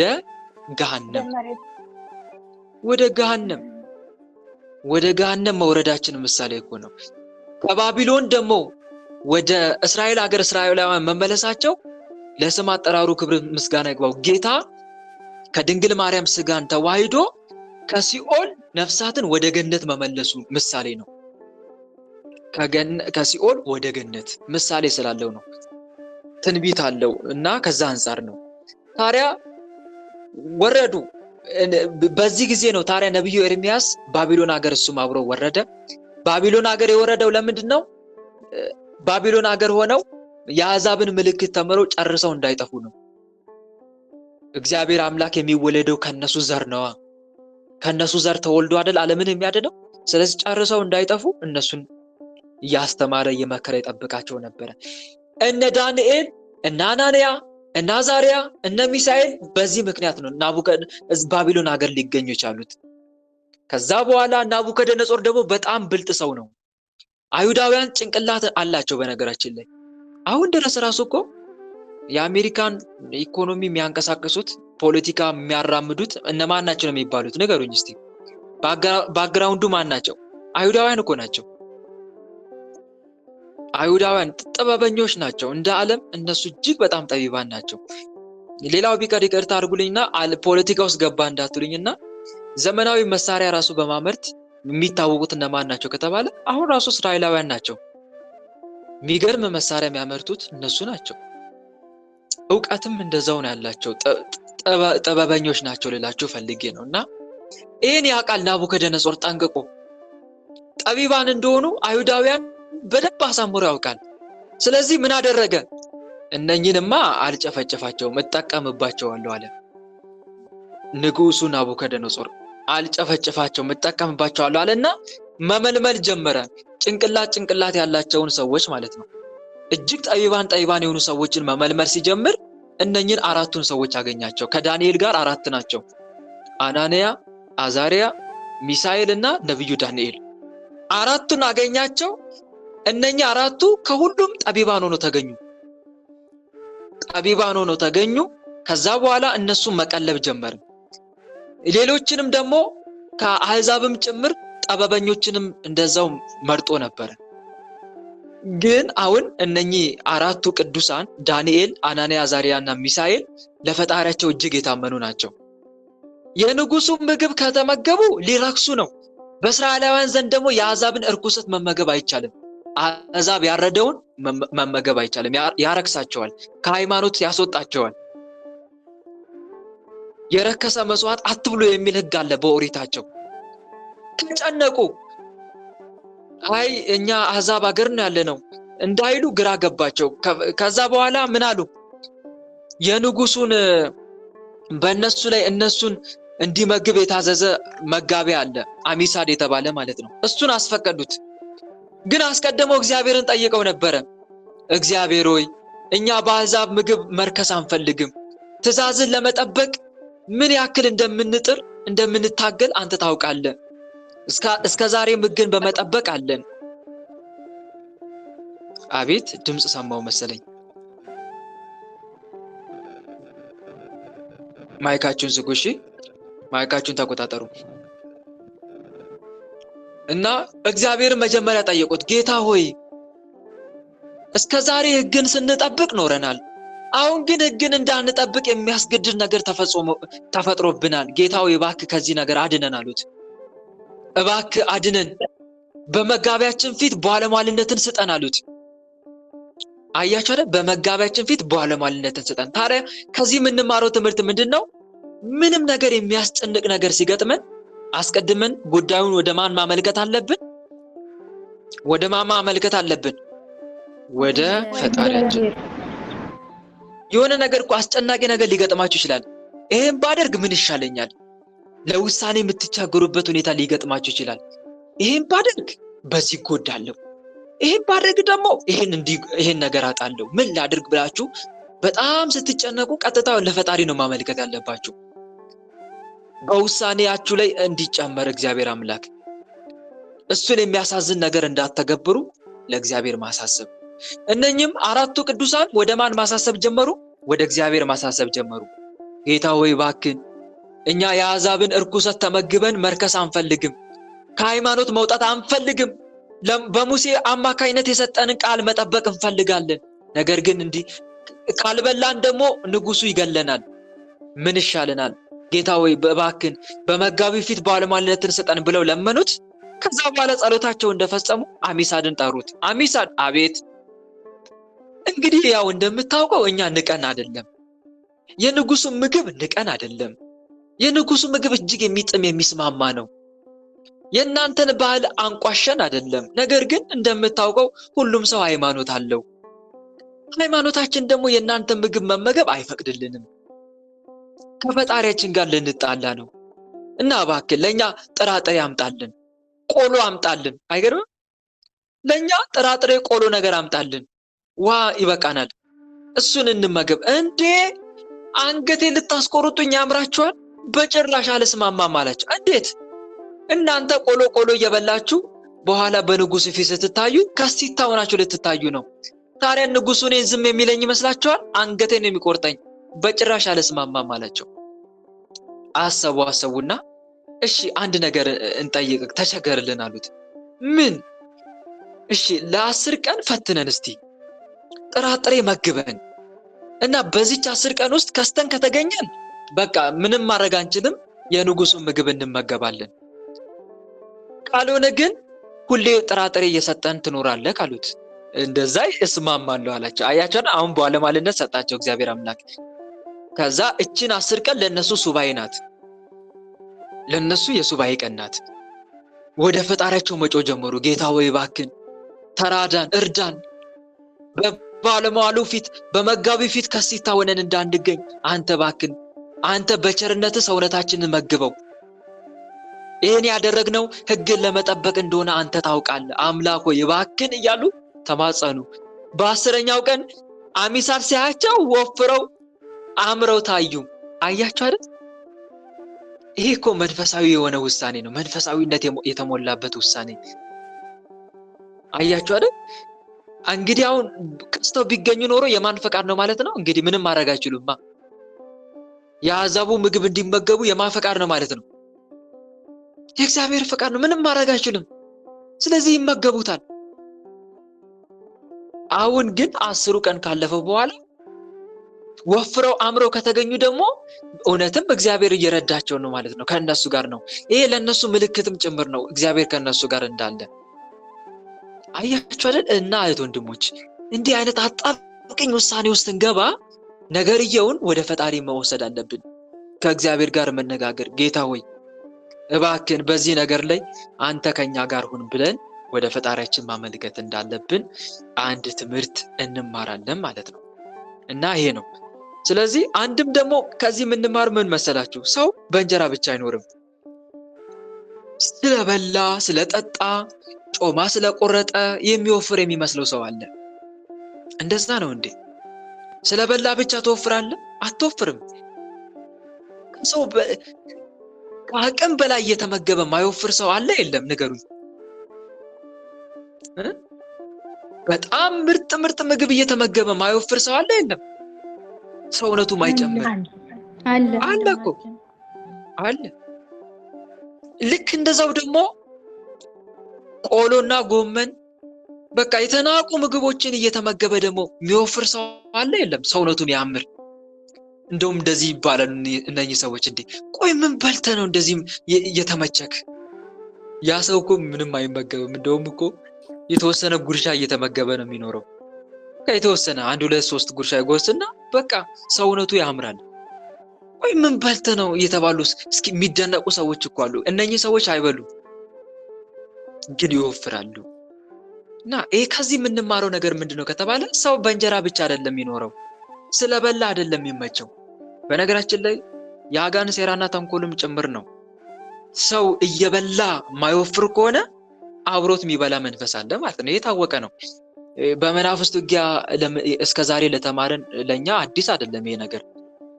እየበላ እየጠጣ ማይወፍር ከሆነ ያ ሰው ችግር አለበት ማለት ነው። አብሮት የሚበላ መንፈስ አለ። አብሮት ተመሳስሎ የሚበላ ቡዳ ዛር መንፈስ አለ። አብሮት ወይም ደግሞ ደሙን የሚመጥ ራሄሎ የደም መንፈስ አለ ማለት ነው። የራሄሎ ደም መንፈስ አለ ማለት ነው። ታዲያ እነኚህ መናፍስቶች ካሉ ብትበላ ምንም አትወፍርም። እና አንዱ ከዚህ አንፃር ነው። ይሄንን ልንረዳ ይገባል። ደግሞ ጤናማ ያልሆነ ውፍረትም ደግሞ አለ። ጤናማ ያልሆነ ውፍረት አንድ ሰሞን ወፍረ ትገኛለህ፣ አንድ ሰሞን ደግሞ ከስተህ አመድ ቡን ብሎ ትገኛለህ ማለት ነው። ይሄም እንዲህ አይነት ውፍረትም ተመችቶ ነው ማለት አይቻልም። ይሄ አጋንንት ሴራና ተንኮል ነው። ሰውነትን ያገረጅፋሉ ያለ እድሜ ሰውነትን ያጎረጅፋሉ። አንዳንድ ሰዎች ሆዳቸው ያብጣል፣ ሆዳቸው ላይ የተደራረበ ቦርጭ ይታያል። እግራቸው ያብጣል፣ እጃቸው ያብጣል፣ ፊታቸው በቀሰም የተነፋ ይመስላል። ወገባቸው፣ ጀርባቸው፣ ጫንቃቸው ይሄ ጤናማ ውፍረት አይደለም። አጋንንቱም እንደዚህ አይነት ነገር ያመጣል ማለት ፈልጌ ነው። በተለይ ዛር አይነ ጥላ ሆኖ ዛር አይነ ጥላ ካለ እሱም ልክ እንደዚሁ ሰውነትን ዓላማ አለው። ግን የሚያወፍርበት ምክንያት ዓላማ አለው። ዝም ብሎ እኮ አይደለም የሚያወፍረው፣ መልክ ለማጥፋትም ጭምር አጋንንት ያወፍራል። መልካቸውን ያበላሻል። አንዳንዱ እኮ ስታዩት የልጅነት መልኩን ፎቶውን ሲያይና አሁን ያለበት ሁኔታ ሲያይ አይኑ አባብጦ፣ እጆቹ አባብጦ፣ እግሮቹ አባብጠው ወይኔ እኔ እኮ ያኔ እንደዚህ ነበረ መልኬ፣ አሁን ተመልከቱ ምን እንዳለ ፊታቸው ምናቸው ሁሉ ያሳዝናል። ይሄ አጋንንቱ ሲጫወት በእነሱ ላይ ሲጫወት የሚያሳየው ምልክት አንዱ ይሄ ነው። ይሄ ደግሞ እንዴት ነው የሚፈጠረው? መርዙን ይሰራል አጋንንቱ። መርዙን ሰውነታቸው ላይ ሲረጭ ያንን መርዝ ከመጸየፍ የተነሳ ሰውነታቸው ምን ይሆናል? ይነፋፋል። ሰውነታቸው ምን ይሆናል? ያባብጣል፣ ይነፋፋል ማለት ነው። ይሄ የትዳር እድልን ለመዝጋትም ጭምር ይጠቀምበታል። የትዳር እድልንም ከመዝጋት አንድም ሰላምን ምቾት ለማሳጣት እንደ ልብ መስገድ አትችልም። መንፈሳዊ ተጋድሎን ለማቀዝቀዝ ሲፈልግ ያገረጅፋል። እንደ ልብ መስገድ አትችልም። ወደ ዝቅ ማለት ማጎንበስ ቀና ማለት አትችልም። ሰውነታ አባብጦ ማለት ነው። ይሄ አጋንንቱ ይጠቀምበታል። እና ሁሉም ውፍረት ከምቾት አይደለም ልላችሁ ፈልጌ ነው። እና በዚህ መልኩ እናየዋለን። ዞሮ ዞሮ ዋናው ርዕሴ ምንድነው? ሰው በምግብ ብቻ አይኖርም፣ ስለበላ ብቻ አይደለም ለማለት ፈልጌ ነው። የመድኃኒዓለምን ቃል እናስታውስ። ቸሩ መድኃኒዓለም ማቴዎስ ወንጌል ምዕራፍ 4 ላይ ሰው ከእግዚአብሔር አፍ በሚወጣው ቃል እንጂ በእንጀራ ብቻ አይኖርም ይላል። ወንድሜ የተባረከ ምግብ ከሆነ ትንሿ ምግብ በልተ ሰውነት ይጣገናል። ንጥረ ነገር ያላቸው ምግቦችን ስላግበሰበስክ አይደለም። ትንሿን ምግብ ባርከ ጌታ ሆይ ባርክልኝ፣ ይህን ምግብ ለስጋዬ ፈውስን፣ ጤናን፣ በረከት ማገኝበት አድርግልኝ ብለ ከተመገብክ እኮ ሰውነት ከተመቸው ትወፍራለህ እኮ ትወፍራለህ፣ ወዛም ትሆናለህ። ግን ችግሩ ባርከን አንመገብም። ጾም ሽረን ነው የምንመገበው። ጾም ሽረ የምትመገቡ ምግብ ደግሞ ጤናማ አይደለም ነው እንዴ? እህት ወንድሞች ነው። ጾም ሽረ የምትመገቡ ምግብ እውነት ምግብ ይሆናል? ምግብ እኮ አይሆንም። ጨጓራ የምንሰቃየው ለምን ይመስላችኋል? ጾም ስለምንሽር እኮ ነው። አንድም አጋንንቱ እንዴት ሰለጠነ! አንዳንዱ አይበላለትም ምግቡ፣ አንዳንዱ ደግሞ የበላው ምግብ አይረጋለትም። ለምን ይመስላችኋል? ሕገ እግዚአብሔርን ስንጥስ እኮ ነው አጋንንት በዛው ልክ የሚሰለጥንብን። ከዛ በኋላ ጨጓራ ህመም ይባላል። ከዛ የአንጀት ቁስለት ይባላል። ከዛ የበላው ምግብ ሲያቅለሸልስ ሲያቃጥል ነው የምታድረው። ብስናትና ቃር ያስቸግራል። ይሄ አንጀት ላይና ጨጓራ ላይ አጋንንቱ ሲያደፍጥ እንደዚህ አይነት ምልክቶችን በተደጋጋሚ ታያለህ። ወይ ቶሎ ቶሎ ይርባሃል። ታያ ሐኪም ቤት ስትሄድም ስኳር በሽታ ትባላለህ። ቶሎ ነው የምትመገበው። አሁን ትመገባለህ፣ አሁን ደግሞ ተመልሶ ይርባሃል። ወይ ደግሞ ጥቂት ትመገባለህ፣ ከዛ በኋላ አስበላም፣ ይዘጋል፣ ይቆልፋል። መመገብ የሚባል ነገር የለም ማለት ነው። እንደዚህ ነው። እና እህት ወንድሞች አንዱ ከዚህ ምክንያት የተነሳ ነው ልላችሁ ፈልጌ ነው። ስለዚህ ሰው ከእግዚአብሔር አፍ በሚወጣ ቃል እንጂ በእንጀራ ብቻ እንደማይኖር የነ አናንያ፣ የነ አዛሪያ፣ የነ ሚሳኤል ተሞክሯቸው ያስተምረናል ማለት ነው። ሁለተኛው ሲቀጥል ደግሞ እነኚህ ቅዱሳን እግዚአብሔር አምላክ በጥበብ ላይ ጥበብን ሰጥቷቸዋል። የእነሱ ጥበብ ምድራዊ ጥበብ ብቻ አይደለም፣ ሰማያዊም ጥበብ ጭምር ነው። ከሰማይ የተሰጠ ጥበብ ነው። ንጉሱ ከቀለባቸው በኋላ በፊት ለፊቱ አቆማቸው። ሲያቆማቸው አንደኛ እና አናንያ እና አዛሪያ ወፍራሞች ሆነው ተገኙ፣ መልከ መልካሞችም ሆነው ተገኙ። በጥበብም ፈተናቸው። በጥበብ ሲፈትናቸው ደግሞ እንደነ ዳንኤል የተገኘ ያለ ማንም ጥበበኛ አልተገኘም። ምጡቅ ናቸው በአይምሯቸው። በጣም ደነቀው ንጉሱ። እንደነኛ አይነት ጥበብ በምድር ላይ በግዛቴ ላይ አለ ብሎ እስኪደነቅ ድረስ። ምላሻቸው ራሱ ስትሰሙ በጣም ይገርማቸዋል። እስቲ የነብዩ ዳንኤል መንፈሳዊ ፊልም አለ አይደለ? እሱን ተመልከቱ እስቲ። ነብዩ ዳንኤል መንፈሳዊ ፊልም ብላችሁ ሰርች አድርጉ እና የሚገርም ንግግር ነው የሚናገሩ። ሲናገሩ ራሱ ንግግራቸው በጥበብ የተሞላ ነው። አያችሁ አይደል? ጥበብ ከሰማይ ሲሰጥ እንዲህ ነው። ጌታ ሆይ ጥበብ ስጠኝ እንበለው። ማስተዋልን አድለኝ፣ አይምሮዬን ክፈትልኝ። ማስበው ሐሳብ፣ ምናገረው ንግግር በአንተም በሰውም ዘንድ ተወዳጅ እንዲሆን አድርገው አምላኬ ብለን እግዚአብሔር አምላክን መጠየቅ አለብን። እና እግዚአብሔር አምላክ ጥበብ ሲሰጠን እንደዚህ ነው። ተመልከቱ። በሰውም በፈጣሪም ዘንድ ያስመሰግናል። እና አንድ የምንማረው ትምህርት ይሄንን ነው። ሌላው ከአናንያ ከአዛሪያ ከሚሳኤል የምንማረው ትምህርት አለ። ንጉሱ ትቢት አለው። በቃ እንዳለ ዓለም በሙሉ በእግሩ ስር ተረገጠ። ያልገዛው ግዛት እኮ የለም። ዓለም ላይ እንዳለ ሁሉንም ቀጥቅጦ ገዛ። የዚህን ሰዓት ብዙን ጊዜ ነገስታት እቺን ዘዴ ይጠቀማሉ። ጣዖት ያዘጋጁና ለዛ ጣዖት ሁሉም ሰው እንዲሰግድለት ያደርጋሉ። ለምን እንደሆነ ታውቃላችሁ? እንደሚያደርጉት ሁሉም ሰው እንደሚታዘዝለትና እንደማይታዘዝለት እስከ ሞት ድረስ እንደሚታዘዙላቸውና እንደማይታዘዙላቸው ቼክ ማድረጊያ ነው፣ ማረጋገጫ ነው። ጣዖቱ እኮ አምላክ ሆኖ አይደለም፣ ግን ማረጋገጫ ነው ለነሱ። ለጣዖት የማይገዛ ሁሉ በእነሱ ላይ የሚያምጽ እንደሆነ ተደርጎ ነው የሚቆጠረው። የሚያምጽ እንደሆነ ተደርጎ ይቆጠራል። ለዛ ናቡከደነጾር ይህን ዘዴ ተጠቀመ። የወርቅ ምስል አሳልና በሉ እንግዲህ እኔ ላሰራሁት ለወርቁ ምስል የማይሰግዱ ሰዎች በሙሉ ወደ እቶን እሳት ይጣላሉ አለ። ይሄን ነው እንግዲህ ለነ አናንያ ትልቅ ፈተና የመጣባቸው። አሁን ተመልከቱ። ብዙ ጊዜ ሰው የሚሸወድበት አንዱ ይሄ ነው። ብዙዎቻችን የምንሸወድበት እግዚአብሔር አምላክ ሀብት ይሰጠናል፣ ስልጣን ይሰጠናል፣ በሁሉም ነገር ያከብረናል። ካከበረን በኋላ ያን ነገር ታጣለህ ወይስ አምላክን ትግዳለህ የሚል ምርጫ በህይወታችን ይመጣል። አይመጣም? እንዲህ አይነት ነገር ይመጣል አይመጣም? ብዙ ጊዜ እኮ ይመጣል። ወይ አምላክን ታሳዝናለህ ወይ ደግሞ ይሄን ነገር ታጣለህ። ወይ በሰው ዘንድ ያለክን ክብር ከምታጣና አምላክን ከምታሳዝን። እንዲህ አይነት ምርጫ እህት ወንድሞች ይመጣላችኋል፣ በተዘዋዋሪም በቀጥታ።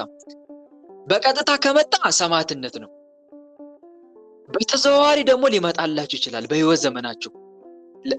ወይ በእጮኛችሁ እኮ ልትፈተኑ ትችላላችሁ። በእጮኛችሁ ልትፈተኑ ትችላላችሁ፣ ወይ በትዳር አጋራችሁ። ለምሳሌ እጮኛሽን እንደ ነፍስሽ የምትወጂው ሊሆን ይችላል።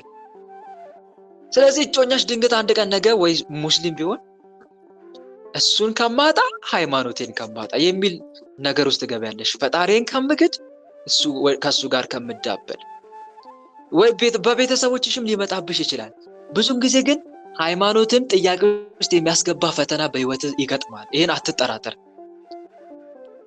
ሃይማኖትሽን ጥያቄ ውስጥ የሚያስገባ ፈተና ውስጥ የሚያስገባ ነገር ይመጣል በህይወት። ይሄ ነገር አትርሳ፣ አንድ ቀን ይመጣል። እስከዛሬ አጋጥሞ ላይሆን ይችላል፣ ግን ወደፊት ይገጥማል። ግን ወንድሞች አንድ ነገር ልምከራችሁ እዚህ ጋር እግዚአብሔርን የሚቃወም ነገር እንድታረግ ከታዘዝክ ከሰው ይልቅ ለእግዚአብሔር መታዘዝ እንደሚገባ አስታውስ። ሰምታችሁኛል አይደል? እግዚአብሔርን የሚቃወም ነገር እንድናደርግ ከታዘዝን ምን ጊዜም ቢሆን ከሰው ይልቅ ለማን መታዘዝ እንደሚገባን ማስታወስ አለብን?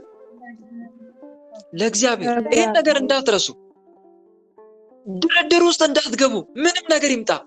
ለምን ቤተሰብ አይሆንም? ለምን የትዳር አጋር አይሆንም? ምንም ነገር ይሁን ስልጣንን ከምታጣ ሃይማኖት ከምትክድ የሚል ነገር ሁሉ፣ ስራሽን ከምታጭ ሃይማኖትሽን ከምትክጂ፣ እንዲህ አይነት ነገር ይፈጠርባቸዋል በህይወት ዘመናችሁ። ይሄን አትጠራጠሩ። በምትወደው ነገር ይፈትናል ዲያብሎስ። በልጅሽ እንኳን ሊፈትን ይችላል። ልጅሽን አይንሽ እያየ ከምናርደውና ሃይማኖትሽን ፈጣሪሽን ከምትክጂ ተብሎ እኮ ሊመጣም ይችላል። አናቅምኛ። በልጆች ልትፈተን ትችላለህ። ኢዮብ በልጆቹ እንደተፈተነው ኢዮብ በልጆቹ ተፈትኗል። ሶፊያ የምትባል ቅድስት ሴት ነበረች፣ በልጆቿ ተፈትናለች። እሷም በልጆቿ ጭኗ ላይ አስተኝተው ነው በነጋችን ላይ ልጇን ያረዱባት። ልጆቿን ጭኗ ላይ አስተኝተው አንድ ባንድ ነው ያረዱባት። ተመስገን አምላኬ ትል ነበር እሷ። ጌታ ሆይ ተመስገን፣ ልጆችን መስዋዕት አድርገህ ተቀበልልኝ ትል ነበረ። ጽናቷ ይገርማል። እና እንዲህ አይነት ፈተና በህይወታችሁ ሃይማኖታችሁን ጥያቄ ውስጥ የሚያስገባ ፈተና ግን ሊመጣ እንደሚችል አትጠራጠሩ። እና ተመልከቱ፣ ለአናንያ፣ ለአዛርያ፣ ለሚሳኤል ሁሉ ነገር ተመችቷቸው ነበረ። በጥበብ ተመስግነው ነበረ። ከፍተኛ ስልጣን ተሰጥቷቸው ነበረ። በኋላ ግን ፈተና መጣ። ፈተና መጣ። አብርሃም ጋር ይሄ ፈተና ገጥሟል። መጥቷል? አልመጣም? መጥቷል አይደል? አብርሃም ጋር የይስሐቅ አባት መጥቷል እኮ። የምትወደውን ልጅን ምን በልልኝ ነበር ያለው እግዚአብሔር አምላክ? እስቲ ንገሩኝ። የምትወደው ልጅን አያችሁ አይደል? ሃይማኖቱ ላይ የመጣ ፈተና ነው ይሄ ፈተና ሃይማኖቱ ላይ ያነጣጠረ ፈተና ነው። እስቲ አብርሃም ከልጁና ከኔ ይልቅ አብርሃም በጣም ለልጁ እየሳሳ ነበር እኮ በዛ ሰዓት። ለይስሐቅ በስተርጅና የወለድኩት ልጄ እያለ በቃ እንዴት እንደሚሳሳለት አብርሃም። ይሄ የሆነ ነገር ተፈጥሮ ሲባል ዞር በሉ ከልጄ ጋር ነው ይላቸው ነበር እኮ። ዞር በሉ ከልጄ ጋር ነኝ፣ ከልጄ ጋር ላሳልፍበት እያለ ችላ ብሎ ነበረ። ታዲያ ሰይጣን አብርሃምን ከሶት ነበር። እግዚአብሔር አምላክ አብርሃም ወዳጅ አለኝ በምድር ላይ ሲል ሰይጣን እንዴ ይሄን የሚያሳሳ የሚያምር ይስሐቅን የመሰለ ልጅ ሰጥተው ባይወድ ነበረ የሚገርመኝ እያለ ያጣላ ነበረ። ሰይጣን ማንን? አብርሃምን። መጽሐፈ ኩፋሌ ላይ ተጽፏል በግልጽ በዚህኛው አሁን በእጃችን ላይ ባለው መጽሐፍ ቅዱስ ባይጻፍም ግን መጽሐፈ ኩፋሌ ላይ አለ። 80 አሐዱ መጽሐፍ ቅዱስ ላይ ማለት ነው። እና በግልጽ ተጽፏል። እና የዚህን ሰዓት አብርሃም ተፈተነ። የምትወደውን አንድ ልጅን ሰዋልኝ ተባለ። አብርሃም ግን አልሳሳም። እንደውም ልጁን እስከ መሰዋት ድረስ ደርሶ ነበረ በሞሪያ ተራራ ላይ። ከዛ እግዚአብሔር አምላክ የእምነቱን ጽናት ከአምላኩ ውጪ ምንም ነገር እንደማያስቀድም እግዚአብሔር አምላክ እምነቱን አየ። ለዛ እኮ ነው አብርሃም ልጁን ሳይሰስት እንደሰጠ እኔም አንድያ ልጄን እሰጣለሁ ለዓለም አሳልፌ እሰጣለሁ ብሎ እኮ እግዚአብሔር አብ ልጁ ኢየሱስ ክርስቶስን አሳልፎ የሰጠው ለዛ ነው። ይሄ መጽሐፈ ግብረ ሕማማት ላይ በጣም ተብራርቶ ነው የተጻፈው። የአብርሃም ታሪክ መጽሐፈ ግብረ ሕማማት ላይ ይነበባል። መጽሐፈ ግብረ ሕማማት ላይ ልጁን እንዳልሰሰተ ስለ አብርሃም ይነገራል። እግዚአብሔር አብም አንድያ ልጁን አሳልፎ እንደሰጠ ይነገራል ማለት ነው። ለዛ ነው ለስም አጠራሩ ክብር ምስጋና ይግባው። የእግዚአብሔር አብ ልጅ ቸሩ መድኃኔዓለም በዮሐንስ ወንጌል ምዕራፍ 3 ቁጥር 16 ላይ እግዚአብሔር አንድያ ልጁን እስኪሰጥ ድረስ ዓለሙን እንዲሁ ወዷል ብሎ የተናገረው ስለራሱ ማለት ነው። እና ይሄን ይመስላል። ስለዚህ ተመልከቱ፣ ወደ ምን ለማለት ፈልጌ ነው ይሄን ሁሉ ያመጣሁላችሁ? ሃይማኖታችንን ላይ ጥያቄ ውስጥ የሚያስገባ ፈተና በህይወታችን ይገጥማል። ግን እህት ወንድሞች፣ ምን ጊዜም ቢሆን እኔ የምነግራችሁ ነገር ምንድነው? ፈጣሪያችሁን የሚያሳዝን ነገር ምንም ነገር በህይወት ዘመናችሁ እንዳታደርጉ። የሆነ ነገር ከገጠማችሁ ከፊት ለፊታችሁ ይሄ ነገር እንዴት ነው? ፈጣሪ ያዝንብኝ ይሆን? ፈጣሪ ያዝንብኛል? አያዝንብኝም? የሚያዝንብኝ ከሆነ ይቅርብኝ በቃ። እሱ ከሚያዝንብኝ ይልቅ ይሄ ነገር ቢቀርብኝ ይሻላል ብለን ለፈጣሪያችን ማድላት፣ ለሃይማኖታችን ማድላት እንዳለብን አንድ ትምህርት እንማራለን። እንደ ጠቢቡ ሰለሞን መሸወድ የለብንም። ጠቢቡ ሰለሞን እግዚአብሔር አምላክ ጥበብ ሰጥቶት ነበር እኮ። በምድር ላይ እንዳንተ አይነት ጠቢብ እንዳይነሳ አድርጌ ትልቅ ጥበብ ሰጥቻለሁ ብሎ የሚገርም ጥበብ ሰጥቶት ነበር እኮ። ግን ጠቢቡ ሰለሞን ጥበቡ ወደ እብደት ነው መጨረሻ ላይ ያደረሰው። በአጭሩ እግዚአብሔርን የሚያሳዝን ነገር መስራት ጀመረ። ሴቶቹ ወደ አምልኮ ጣዖት አዘነበሉት። ሁሉን ነገር ሰጥቶት መጨረሻ ላይ የተሰጠው ነገር አታልለው፣ ከፈጣሪው አራቀው። የተሰጠ ነገር ከፈጣሪ ሊያርቅ አይገባም። አናንያ አዛሪያ የተሰጣቸው ነገር ከፈጣሪያቸው አላራቃቸውም። እና ተመልከቱ እንዴ አሁን ንጉሱ ምን አላቸው? እንግዲህ አናንያ አዛሪያ ሚሳኤል እኔ አክብሬ ሾሜያቸዋለሁ፣ ሁሉን ሰጥቻቸዋለሁ፣ ስልጣን የሚባል ነገር እናንተን የባቢሎን ገዢ አድርጋቸዋለሁ። እንግዲህ እኔ እንዳከበርኳችሁ እንግዲህ እናንተም አክብሩኝ አላቸው። አክብሩኝ እስቲ ለእኔ ውለታ የምትውሉት በምንድን ነው? እኔ የሁሉ ውለታ ዋልኩላችሁ፣ አይታችሁት ማታውቁትን ምግብ መገብኳችሁ፣ ስልጣን ሰጠዋችሁ። እንደናንተ የተከበረ ሰው የለም በዚች ምድር ላይ ከኔ ቀጥሎ። ስለዚህ እናንተም እስቲ ውለታ ዋሉልኝ፣ አክብሩኝ አላቸው። ምን እንድናደርግልህ ትፈልጋለህ አሉት። አንድ ብቻ ነው የምጠይቃችሁ አላቸው። ምንድን ነው? ለጣዖቴ ምን በሉልኝ አላቸው?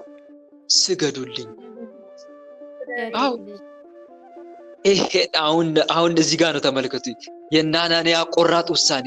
አሃ ንጉሥ ሆይ በማይመጣ መጣክ፣ በማይነካው ነገር መጣህብን። ይሄ ቀይ መስመራችን ነው ለኛ አሉት። እንዴ እስከ ዛሬ ድረስ እውነት ነው ስናገለግል ነበረ። ብናገለግል እኮ ፈጣሪ በሰጠን ጥበብ ነው። የጥበብ መገኛው ማን መሰለ? ፈጣሪ እኮ ነው። መጽሐፈ ኢዮብ ላይ ይላል፣ በነገራችን ላይ ምዕራፍ 12 ቁጥር 16 ላይ ጥበብና ኃይልና ጥበብ በእርሱ ዘንድ ናቸው ይላል። እውነት ነው። የጥበብ መገኛው እግዚአብሔር አምላክ ነው።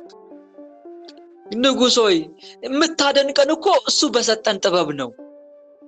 እሱ በሰጠን ጥበብ እኮ ነው እኛ በዚህ ምድር ላይ እንደዚህ ጥበበኞች ተብለን የተወደስ ነው እንጂ እኮ አንተ በሰጠን ጥበብ አይደለም።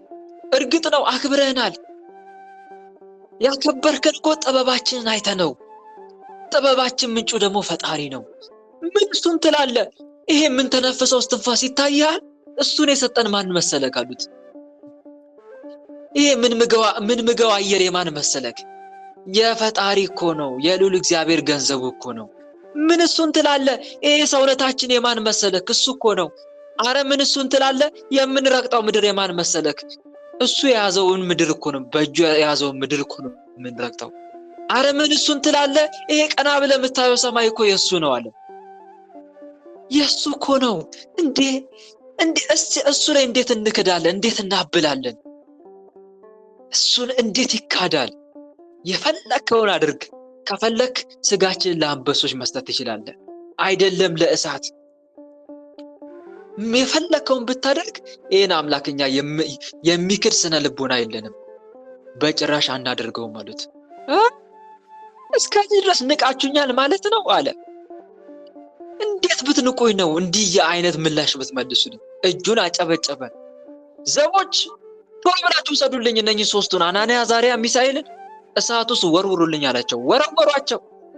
እንደውም የሆነ ንግግር ተናግረውት ነበር። ንጉሥ ሆይ የምናመልከው አምላክ ከእጅ ያድነናል፣ ከእሳቱም ያድነናል። ባድነን እንኳን ላሰራው ለወርቅ ምስል አንሰግድም ነበር ያሉት። እንዴት ብትንቁኝ ነው አለ። ዘቦችን አስጠራ። ከዛ በኋላ እሳት ውስጥ አስወረወራቸው። ወርዋሪዎቹ ተቃጠሉ።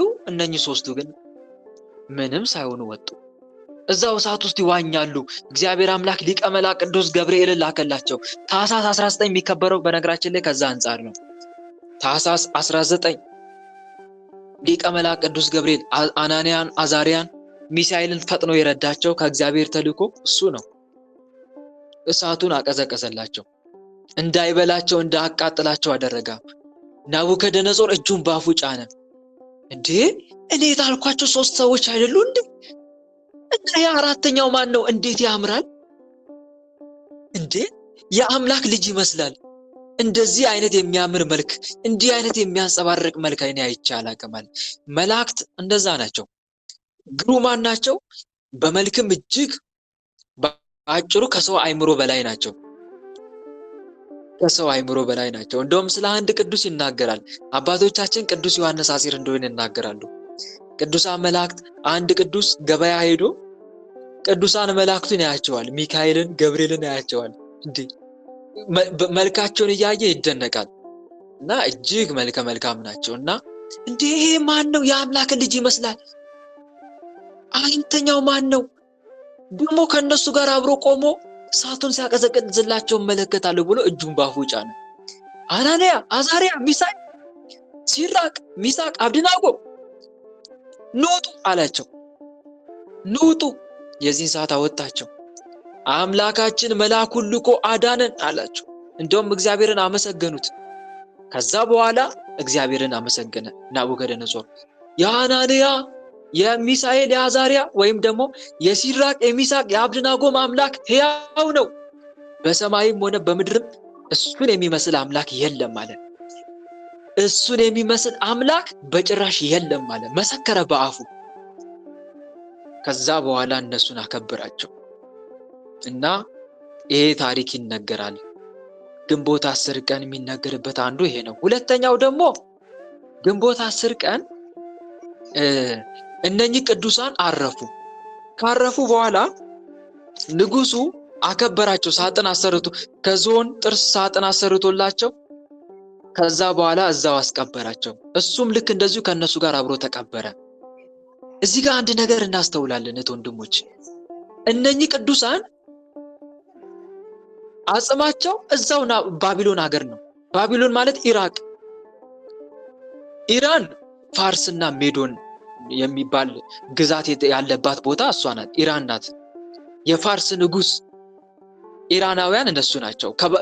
ባቢሎን ከወደቀች በኋላ ፋርስና ሜዶን የነገሱት በዓለም ላይ። ባቢሎን ደግሞ ኢራቅ ናት። የዛሬዋ ኢራቅ እዛ ቦታ የምትገኝ ከተማ ናት ወይም ሀገር ናት። እና እነኚህ 3 ደቂቅ የተቀበሩት እዛ ናቸው። ለምን ከዛ ቦታ አጽማቸው እንዳይንቀሳቀስ አደረገ? እስቲ ለምን ይመስላችኋል? እግዚአብሔር አምላክ ለምን ከዛ ቦታ እንዳይነሱ አደረገ? እስከ ዕለተ ምጽአት እዛው እንዲሆኑ ለምን ይመስላችኋል? በአሁን ሰዓት እስቲ ኢራቅና ኢራን እምነታቸው ምንድን ነው? በአሁን ሰዓት እስቲ ንገሩኝ። ሃይማኖታቸው ምንድን ነው? አረ ንገሩኝ። ድምጼ እየተሰማችሁ አይደለም እንዴ? አንዳንዴ ብቻዬን ነው ማውራው ላለሁ ጸጥ ስትሉ። ሙስሊሞች ናቸው አይደል? እንዳለ ምስክር እንዲሆንባቸው እኮ ነው። ምስክር በኋላ እኮ ይፈርዱባቸዋል። በባቢሎናውያን ተነስተው ይፈርዱባቸዋል። አሕዛብ ናቸው። እንዴት አላመናችሁም? እነኚህ ቅዱሳን እናንተ ጋር መጥተው ሰማዕት ሆነው እስኪሆኑ ድረስ ይሄ ሁሉ ድንቅ ምስክርነት በኋላ ይፈረድባቸዋል። ለምስክርነት ይነሱባቸዋል። ለስም አጠራሩ ክብር ምስጋና ይግባውና ቸሩ መድኃኔዓለም እስራኤላውያን ባለማመናቸው ንግሥተ አዜብ መታ ትፈርድባቸዋለች እያለ ይገስጻቸው ነበረ እስራኤላውያንን። ምክንያቱም የሰለሞንን ጥበብ ለማድረቅ መታለችና እያለ እንደዛ እያለ ሰዶምና ገሞራ በዛ ሰዓት ይፈርዱባቸዋል እያለ በዚህ ትውልድ ላይ ይፈርዱባቸዋል እያለ ይናገር ነበር። እነኛም ሰለስቱ ደቂቅም እኮ ለምስክርነት ነው እዛ የተቀመጡት እንጂ እኮ ሊቀ ጳጳሱ ቴዎፍሎስ ቅዱስ ዮሐንስ አጼርን እንደላከው ማስመጣት ይችል ነበር። ግን እግዚአብሔር ያልፈቀደው ለምስክርነትም ጭምር ነው። ለምስክርነት ወንጌል በዓለም ሁሉ የሚሰበከው ለምንድን ነው? ሰው ሁሉ እንዲድን ብቻ ነው እንዴ? ለምስክርነትም ጭምር ነው አይደለም? ወንጌል በዓለም ሁሉ ይሰበካል። ለምን ስለምን አላመናችሁ ወንጌል ተሰብኮላችሁ ሳለ ተብለው ይገሰጻሉ የዓለም ሕዝብ በኋላ በዕለተ ምጽአት ላይ ማለት ነው። እና ከዛ አንጻር ነው እና እህት ወንድሞች እግዚአብሔር አምላክ ያለ ምስክር የትም ቦታ ትውልዱን አልተወም። አንድ የምንማረው ትምህርት ይሄ ነው። ያንን ሰው አይቶ ትውልድ እንዲማር ጭምርም ስለሆነ ነው። እና ይህን ይመስላል በእውነት የአናንያ የአዛሪያ የሚሳኤል አምላክ ቸሩ መድኃኔዓለም እኛን ይማረን። የነቢዩ ዳንኤል አምላክ ቸሩ መድኃኔዓለም እኛን ይማረን። በእምነታችን እስከ መጨረሻው እንድንጸና አምላካችን መልካም ፈቃዱ ይሁንልን። አሜን። ስንክሳር ላይ በጣም ረጅም ጊዜ ወስደናል። እዚህ ጋር ይብቃን። በዚህ መልኩ ያስተማረን የመከረን የገሰጸን አምላካችን ልዑል እግዚአብሔር በእውነት ስሙ ከአጽናፍ እስከ አጽናፍ ለዘላለም የተመሰገነ ይሁን። በሰማነው ቃል በተማነው ትምህርት 30 60 100 የምናፈራ አድርገን የስሙ ቀዳሽ የመንግስቱ ወራሽ ለመሆን ያብቃን። አሜን። ወስብሐት ለእግዚአብሔር ወለወላዲቱ ድንግል ወለመስቀሉ ክቡር። ይቆየን። አሜን አሜን። ወንድማችን የቃል ሕይወትን ቃለ በረከትን ያሰማል።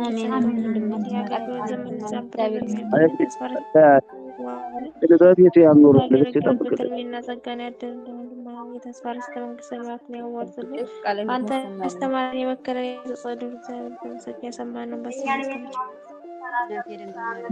ጸጋውን ያስተማረን